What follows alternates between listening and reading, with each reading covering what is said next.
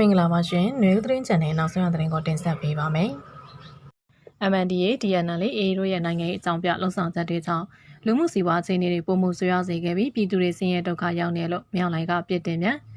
မြန်မာနိုင်ငံမှာ MNDAA TNL AAတို့ရဲ့နိုင်ငံရေးအကြောင်းပြလှုံ့ဆော်ချက်တွေကြောင့်လူမှုစီးပွားအခြေအနေတွေပုံမှုဆွေးရစေပြီးပြည်သူတွေဆင်းရဲဒုက္ခရောက်နေတဲ့အကြောင်းအကြမ်းဖက်မြောက်လိုက်ကပြစ်တင်ပြောဆိုပါရယ်။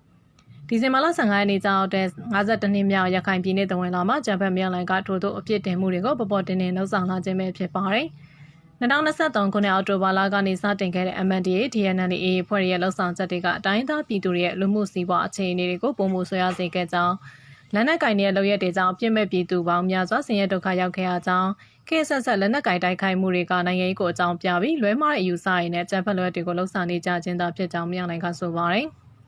လက်နက်ကင်များအနေဖြင့်ပါတီစုံဒီမိုကရေစီလမ်းကြောင်းပေါ်မှာရှောင်လန်းပြီးပြည်ထောင်စုကြီးကိုအတူတကွတည်ဆောက်ရတဲ့တတိတခြားရက်တီလို့စိတ်ကိုသာရှင်းလင်းတင်လာကြကြောင်းလူငယ်လူရွယ်တွေကိုမူရစ်စေဝါနဲ့တင်သွင်းမြူဆွဲပြီးတော့စစ်ပွဲအတွင်းအတင်းအဓမ္မရောက်ရှိစေခဲ့ကြောင်းလက်နက်ကင်ကျန်းဖက်နီးနဲ့လိုလားချက်ကို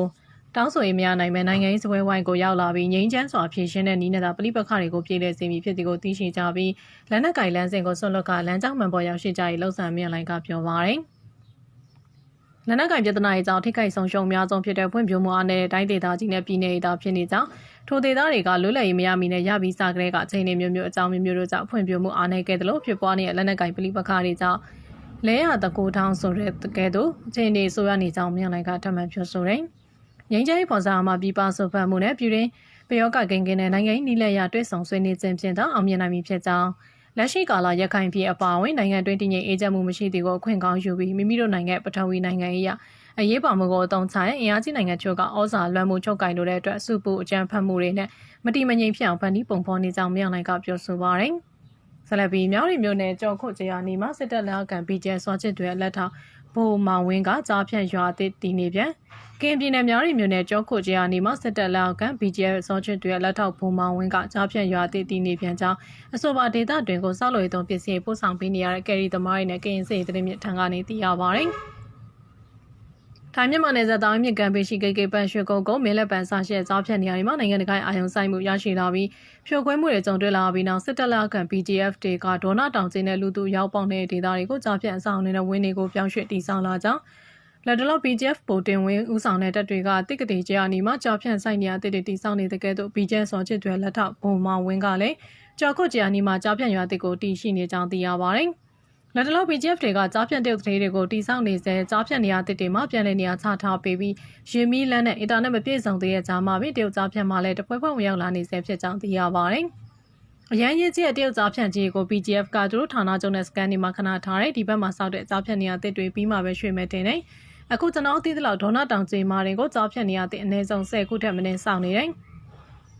အကောင်လုံး BGF ကစောင့်နေရကြီးပဲလို့ကရင်စိတ်သတင်းမြစ်ကပြောပါရယ်စစ်တပ်လက်အောက်ခံ BGF တွေကကြားဖြတ်နေရတဲ့10ခုထက်မနည်းကိုအလင်းမြန်တိစောင့်နေမှုမှာစစ်တပ်နဲ့နေမြေကန်တပ်တွေစစ်ရာရှိတွေကတရုတ်တွေနဲ့နိုင်ငံသားတွေကိုတည်ယူပို့ပေးခြင်းစောင့်လို့ရည်သုံးပစ္စည်းနဲ့လိုအပ်တဲ့လူသုံးကုန်စားတောက်ကုန်တွေတည်ခွင့်ပေးခြင်း73စီတည်ခွင့်ပေးခြင်းတို့အတွက်အကျိုးမြတ်ပူပေါင်းရယူပြီးပေါင်လျက်ရှိကြောင်းကရင်စိတ်သတင်းမြစ်ကပြောပါရယ်အကြမ်းဖက်စော်မင်းထွန်းကယမနေ့ကြားဖြတ်နှိမ်နှင်းသတင်းစာရှင်းလင်းပွဲမှာကြားဖြတ်နေကိုအပိသက်ချိန်မုံမယ်လို့ထုတ်ပြန်ပြောဆိုထားတော့လဲလက်တွေ့မှာတော့ BGF ထိန်းချုပ်ထားတဲ့နေမြေတွေမှာကြားဖြတ်နေရတဲ့ထပ်မံပေါ်ပေါက်လာနေကြောင်းစုံစမ်းသိရှိရပါတယ်။ဆလဘီမိုယာမာတူရောင်ရွေးကောက်ပွဲဝင်ပြိုင်မဲ့လွှတ်တော်ကိုယ်စားလှယ်လောင်းတွေကိုဥပဒေအရေးယူမယ်လို့ B9 ထောင်တရားဝင်သတိပေးစကိုင်းတိုင်းမော်မြို့နယ်မှာတူရောင်ရွေးကောက်ပွဲဝင်ပြိုင်မဲ့ကိုယ်စားလှယ်တွေကိုဥပဒေအရေးယူသွားမည်ဟု B9 ထောင်ကအသိပေးထားကြောင်းမော်မြို့နယ်ပြည်သူ့ကာကွယ်ရေးတပ်ဖွဲ့တာဝန်ရှိသူကပြောပါတယ်။ဒီဇင်ဘာလ14ရက်နေ့ကမော်မြို့နယ်အတွင်းမှာရှင်းနေရာတွေမှာဂျပန်စစ်တပ်ကပြုလုပ်မဲ့တူရောင်ရွေးကောက်ပွဲကိုဝင်ရောက်ရွေးခံမဲ့ကိုယ်စားလှယ်တွေကိုဆီယနာရှင်ချုပ်ငြိမ်းရေးနဲ့ဒီမိုကရေစီအခြေခံခွင့်ရေးတွေကာကွယ်စောင့်ရှောက်ရေးဥပဒေအရေးယူသွားမည်ဖြစ်ကြောင်းပြည်နောက်နေတိုင်းကသတိပေးထားခြင်းဖြစ်ပါတယ်။